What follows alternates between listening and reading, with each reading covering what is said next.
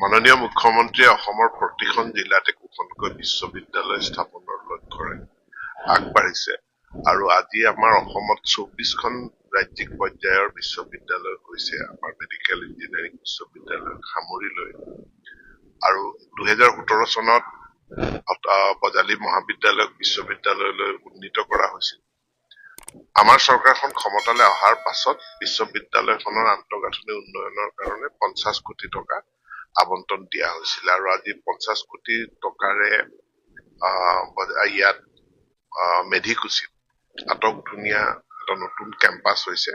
গতিকে ভট্টদেৱ বিশ্ববিদ্যালয়ৰ দ্বিতীয় কেম্পাছ হিচাপে এই কেম্পাছটো আজি মাননীয় মুখ্যমন্ত্ৰীয়ে শুভ উদ্বোধন কৰিছে।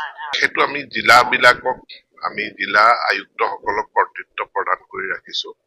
তো প্ৰত্যেক জিলাৰ পৰিস্থিতি বেলেগ বেলেগ, কৰবাত খুব শীতৰ প্ৰকোপটো বেছি হলে আন এখন ডিষ্ট্ৰিক্টত নহবও পাৰে। গতিকে আমাৰ জিলা আয়ুক্তসকলক কৰ্তৃত্ব প্ৰদান কৰা আছে, তেওঁলোকে সিদ্ধান্ত গ্ৰহণ কৰে। বজালী কলেজটো ইতিমধ্যে নোহোৱা হৈ গল,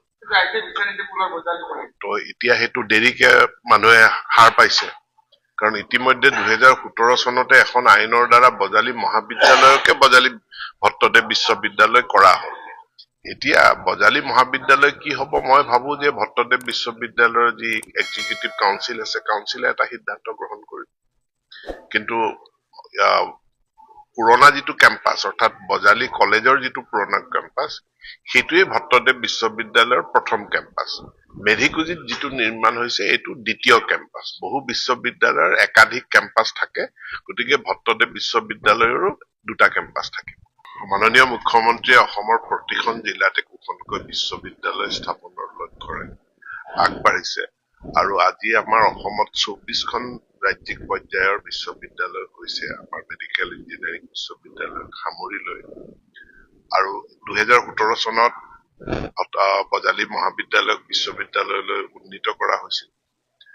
আমাৰ চৰকাৰখন ক্ষমতালৈ অহাৰ পাছত বিশ্ববিদ্যালয়খনৰ আন্তঃগাঁথনি উন্নয়নৰ কাৰণে 50 কোটি টকা আবণ্টন দিয়া হৈছিল আৰু আজি 50 কোটি টকাৰে ইয়াত মেধিকুচিত আটক ধুনীয়া এটা নতুন কেম্পাছ হৈছে। গতিকে ভট্টদেৱ বিশ্ববিদ্যালয়ৰ দ্বিতীয় কেম্পাছ হিচাপে এই কেম্পাছটো আজি মাননীয় মুখ্যমন্ত্ৰীয়ে শুভ উদ্বোধন কৰিছে। সেইটো আমি জিলা আয়ুক্তসকলক কৰ্তৃত্ব প্ৰদান কৰি ৰাখিছো। তো প্ৰত্যেক জিলাৰ পৰিস্থিতি বেলেগ বেলেগ, কৰবাত খুব শীতৰ প্ৰকোপটো বেছি হলে আন এখন ডিষ্ট্ৰিক্টত নহবও পাৰে। গতিকে আমাৰ জিলা আয়ুক্তসকলক কৰ্তৃত্ব প্ৰদান কৰা আছে, তেওঁলোকে সিদ্ধান্ত গ্ৰহণ কৰে। বজালী কলেজটো ইতিমধ্যে নোহোৱা হৈ গল, তো এতিয়া সেইটো দেৰিকে মানুহে হাৰ পাইছে, কাৰণ ইতিমধ্যে 2017 চনতে এখন আইনৰ দ্বাৰা বজালী মহাবিদ্যালয়কে বজালী ভট্টদেৱ বিশ্ববিদ্যালয় কৰা হল। এতিয়া বজালী মহাবিদ্যালয় কি হব, মই ভাবো যে ভট্টদেৱ বিশ্ববিদ্যালয়ৰ যি এক্সিকিউটিভ কাউন্সিল আছে, কাউন্সিলে এটা সিদ্ধান্ত গ্ৰহণ কৰিব। কিন্তু পুৰণা যিটো কেম্পাছ অৰ্থাৎ বজালী কলেজৰ যিটো পুৰণা কেম্পাছ, সেইটোৱে ভট্টদেৱ বিশ্ববিদ্যালয়ৰ প্ৰথম কেম্পাছ। মেধিকুজিত যিটো নিৰ্মাণ হৈছে এইটো দ্বিতীয় কেম্পাছ। বহু বিশ্ববিদ্যালয়ৰ একাধিক কেম্পাছ থাকে, গতিকে ভট্টদেৱ বিশ্ববিদ্যালয়ৰো দুটা কেম্পাছ থাকে।